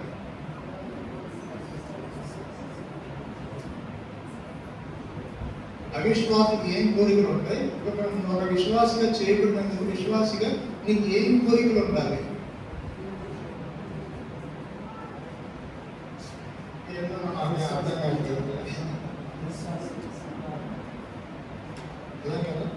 ఒక ఆయన కోరిక ఉంటుంది, ఒక ఆయన కోరిక ఉంది. ఏ కోరిక ఉంది? ప్రభా, నన్ను సింహాసనం మీద కూర్చోబెట్టావు, నన్ను రాజుగా చేసావు ప్రభా, నేను మందిరం కడతానయ్యా. ఎవరైనా ఇంకొక ఆయన వచ్చాడు, ప్రభా, నన్ను రాజుగా చేసావు, కానీ ఇంత పెద్ద రాజ్యానికి న్యాయం తీర్చాలంటే నా వల్ల కాదు, నాకు బుద్ధి జ్ఞానం దయచేయగలరు. అది ఆయన కోరిక. కుమారుడు ఉన్నారు, జీవంలో దేవుని ఎప్పుడు నేను దర్శించుకుంటానా అనే కోరిక. ఇప్పుడు అవిశ్వాస కోరిక అయితే కొద్దిగా ఆపేశాడు. నాకు చెప్పాలి అది విశ్వాస కోరిక ఎలా ఉండాలి? నేను చెప్పాను కదా, మూడు చెప్పాను. ఇప్పుడు చెప్పు, ఆ కోరికలన్నీ నువ్వు నెరవేర్చుకుంటున్నావా? ఒక విశ్వాసగా చేయబడినటువంటి నీకు అసలు నీకు ఏం కోరికలు ఉన్నాయి? విశ్వాసగా చేయబడి కూడా లోక సంబంధమైన కోరికలు తగ్గి నెరవేర్చబడాలంటే కానీ వాటి మీద ఫోకస్ పెడుతున్నావా? లేకపోతే ఆధ్యాత్మికమైన విధానంలో నాకు ఈ కోరుకోవాలి, కోరుకొని ఈ కోరికలన్నీ నేను నెరవేర్చుకొని ఈ శరీరంలో ఉంటాయని ఈ కోరికలన్నీ నెరవేర్చబడాలి అని చెప్పేసి దేవుడు అడుగుతున్నావా? ఒక్కొక్కటి కనుక దేవుడు నెరవేరుస్తూ ఉంటారు. ఎలా ఉంటుందంటే సాధారణంగా ఒక కోరిక కనుక దేవుడు నెరవేర్చాలనుకుంటాడు మనసు ఎలా ఉంటుంది? మామూలు అడుగుతాం చెప్పండి, ఎలా ఉంటుంది? ఎలా ఉంటుంది? నీకు కోరిక ఉంది, నీకు కోరిక ఆ కోరిక దేవుడు తీర్చేసాడనుకుంటాడు. అప్పుడు మనసు ఎలా ఉంటుంది? సంతోషం ఉంది. సంతోషం అని పేరు తీసేసి అదే జీవవృక్షం. చెప్పండి, అదే జీవవృక్షం. ఇప్పుడు ఇలాంటి జీవవృక్షం యొక్క అనుభవాన్ని కలిగి ఉండాలంటే ప్రదేశం పోవాలా, లేకపోతే మనం భూమి మీదనే అనుభవించవచ్చా? మరి అనుభవిస్తున్నావా? 3వ చెప్తాను, 15వ అధ్యాయం 3వ వచనం, సామెతల గ్రంథం 15వ అధ్యాయం 3వ వచనం, 4వ వచనం. సాత్వికమైన నాలుక అయిపోయింది. చెప్పండి, జీవవృక్షం అంటే ఏంటి? సాత్వికమైన నాలుక. అంటే నాలుక ఎలా ఉండాలి? సాత్వికంగా ఉండాలి. సాత్వికంగా ఉండాలంటే దాని అర్థం ఏంటి? రోజు బ్రష్ చేసుకుని తర్వాత బాగా క్లీన్ చేసుకుని చాలా క్లీన్గా ఉన్నట్టు అదే సాత్వికమైన నాలుక. అలా కాదు కదా. సాత్వికమైన నాలుక అంటే ఏంటి? ఏంటి నాలుక? 6 లక్షల కాలబలం, 6 లక్షల కాలబలము ఒక్కడి మీద ఫైట్ చేస్తున్నారు. ఏమైనా ఫైట్ చేస్తున్నారు? ఏమైనా పని మాట మీద మమ్మల్ని అనవసరంగా డిస్టర్బ్ చేసేసి ఐదుగురు వచ్చి మమ్మల్ని తీసుకుని వచ్చు, ఇక్కడ తీసుకుని వచ్చు, సమాధులు లేవని తీసుకుని వచ్చు, మాకు అన్నం ఏది, మాకు నీళ్ళు ఏది, మాకు మాంసం ఏది అని చెప్పి అందరూ ఫైట్ చేస్తారు. ఒక్కడి మీద ఫైట్ చేసి వినేవాళ్ళ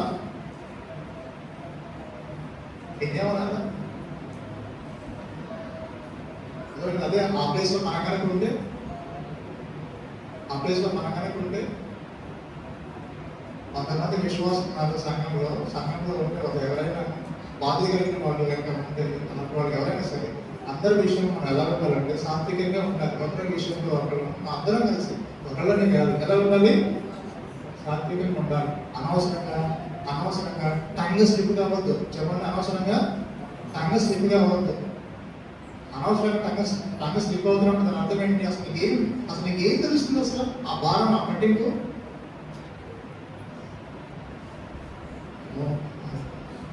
అప్పుడు నాలుగు ఎలా ఉండాలంటే సాత్వికంగా ఉండాలి. సాత్వికమైన నాలుగు ఏం నాలుక? అదే జీవవృక్షం. దేవుడి వాక్యం ఎందరితో దీవించుకున్నాక తర్వాత ఏమైనా విషయాలు తర్వాత మాట్లాడుతున్నామా?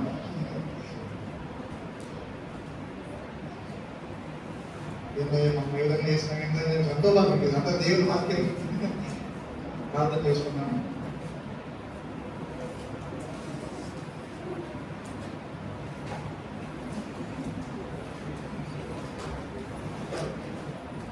స్మరణ కార్యక్రమం ఈ పేర్లన్నీ అసలు ఈ విషయాలను మనం తెలుసుకున్నాం కాబట్టి వచ్చే బైబిల్ స్టడీకి వచ్చేటప్పుడు ఇవన్నీ గుర్తు చేసుకుంటాం. ప్రతిరోజు గుర్తు చేసుకుంటాను. నేను బైబిల్ స్టడీకి వచ్చేటప్పుడు నెక్స్ట్ బైబిల్ స్టడీకి వచ్చేటప్పుడు ఇప్పుడు ఈ రోజు ఏం చెప్పారు అంటే అయిపోతుంది. కంటిన్యూషన్గా మనం మైండ్లో ప్రిపేర్ అయ్యి రావాలి. అప్పుడే వాక్యం అర్థం అవుతుంది. యాక్షన్ కాపాడండి, అర్థం కాకుండా దేవుని వాక్యం ఉండడానికి అందరూ మీతో పాటు చూసుకున్నాం.